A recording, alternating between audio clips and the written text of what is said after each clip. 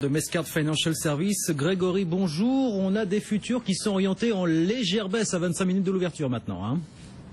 Oui, on pourrait croire que c'est à cause de la Grèce, mais on a même trouvé d'autres raisons et je dirais que potentiellement la raison la plus importante, c'est de nouveau le renforcement du dollar. Il faut pas oublier la semaine dernière, des tas de grandes maisons de Wall Street, mercredi, avaient dit la hausse du dollar, c'est fini.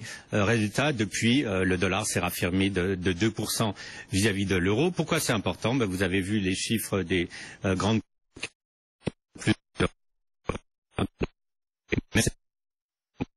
Grégory, on va vous retrouver dans un instant car on a un petit problème technique. Mais on se retrouvera de toute façon, hein, Grégory, vers 15h45 depuis New York pour faire un point sur ce premier quart d'heure de cotation. On vient en France. De cotation à New York. Et on va retrouver Grégory Volokin, le président de Mescard Financial Service, qu'on a quitté un petit peu prématurément, juste suite à un petit problème technique tout à l'heure, juste après 15h. Rebonjour Grégory, on vous retrouve donc. On avait donc cette pré-ouverture en baisse, ça se confirme pour l'instant, on corrige modérément, mais on corrige un petit peu du côté du marché américain, hein, Grégory.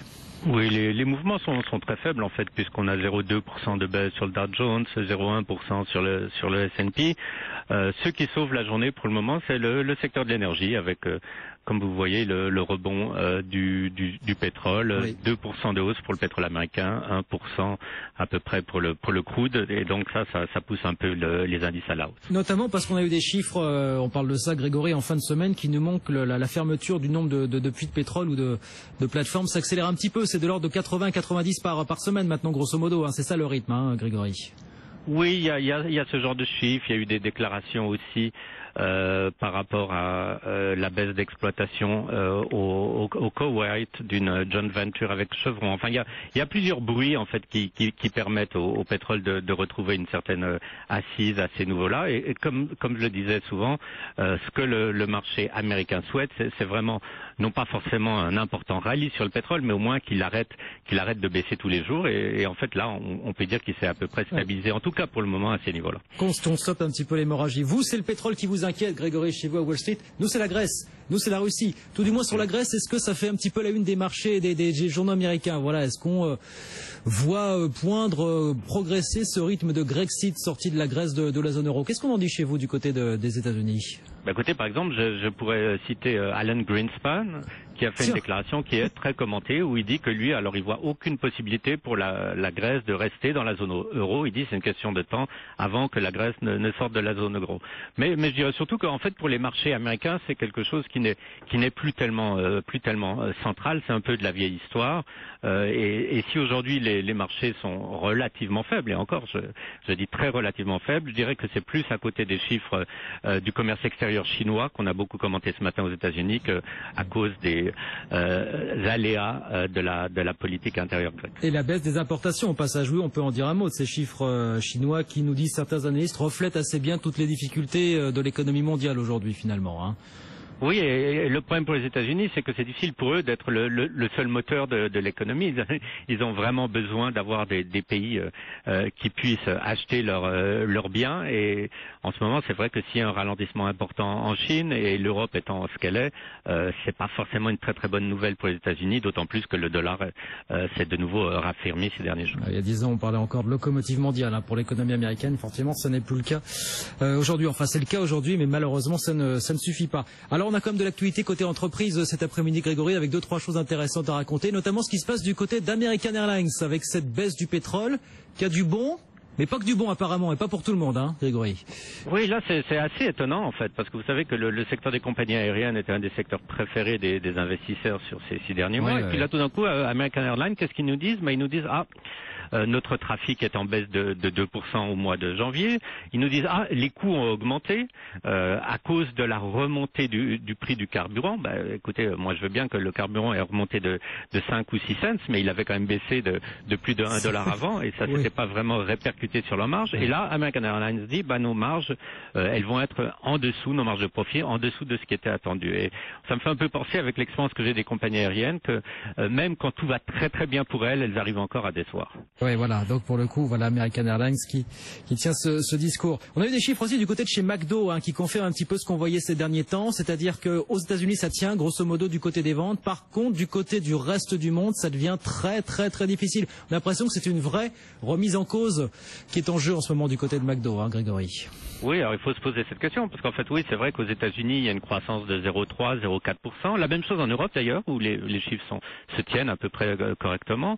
Mais alors, un effondrement total au Japon, moins 38%. Alors pourquoi il y a cet effondrement au Japon? On peut l'expliquer par 2 ou 3 anecdotes. Vous vous souvenez peut-être qu'on avait trouvé une dent dans des frites. Oui, une dent ou un bout de plastique, terrible, effectivement, voilà. oui, des choses qui ont été un petit peu inopportunes qui ont été trouvées, c'est ça. Exactement, Ouais. donc pendant 3 semaines, ils n'ont plus vendu de frites. On avait trouvé un morceau de plastique de 2 cm dans des Ouais. chicken nuggets. Donc, bon, les Japonais n'ont peut-être plus tellement envie d'aller chez McDo, mais les Chinois, il y a eu un grand scandale avec de la viande avariée.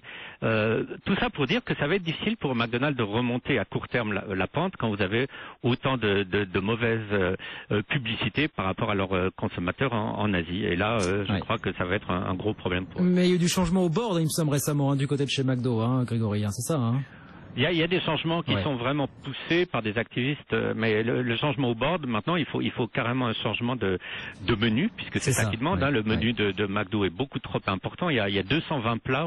En général, ils doivent vraiment diminuer ça. Et puis alors insister sur la qualité, puisque les gens veulent des aliments frais de plus en plus. Peut-être regarder ce qui se passe du côté de la France chez McDo ou en Europe, où c'est vrai que là, on a pris déjà pas mal de liberté avec la carte, finalement, depuis quelques années, pour le coup. Absolument, oui. Alors, on a Hasbro aussi, on regarde un petit peu ce qu'il y a. Alors, on passe dans le secteur du jouet pour le coup. Hasbro qui annonce un bénéfice trimestriel supérieur aux attentes. Là, on est dans la guerre des jouets. Hasbro-Mattel, éternel conflit pour le coup.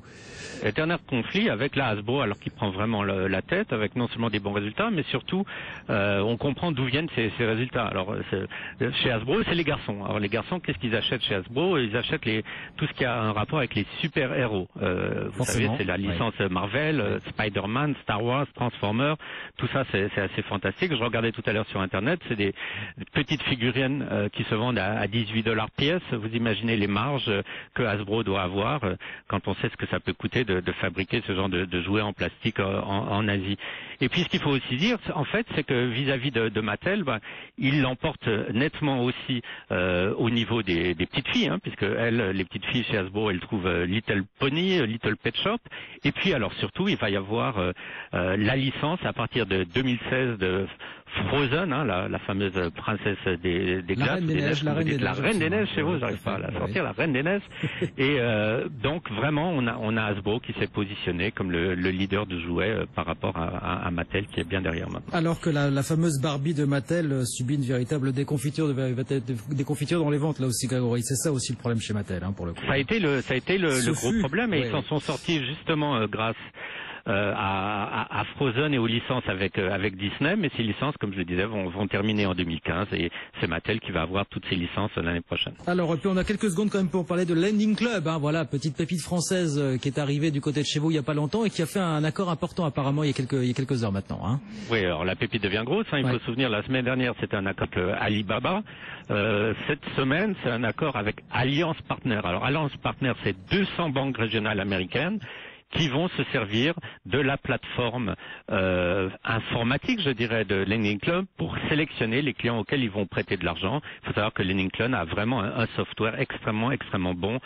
pour filtrer, je dirais, la solvabilité des emprunteurs. Et c'est cet accord maintenant qui ouvre la porte vraiment à beaucoup de nouvelles voies pour Lending Club qui commence à être vraiment un succès dont on parle alors aux États-Unis de plus en plus. La pépite qui devient grosse, effectivement. On rappelle qu'on aura d'autres résultats cette semaine. D'un mot, Grégory, Coca, Pepsi, Cisco notamment. Coca, Pepsi qu'on va attendre sur la parité euro-dollar, sur le dollar pour le coup, très clairement. Voilà, une fois de plus, on sait déjà qu'on va être déçu à ce niveau-là. Maintenant, il faut vraiment savoir si c'est la seule raison d'être déçu. Il faut aussi savoir, par exemple, que Pepsi a une énorme exposition à la Russie, a une très grosse exposition aussi à la Chine, au Brésil, enfin des pays où les choses vont pas forcément si bien. Donc, on attend ça avec impatience. Coca, Pepsi, Cisco, IG pour les gros morceaux de cette saison des résultats aux États-Unis qui touche à sa fin, qui est dans la dernière ligne droite pour le coup. Merci beaucoup, Grégory, d'avoir été avec nous. Grégory Volokin, le président de Mescart Financial Services, avec nous sur BFM Business. 15h58 dans 2 minutes.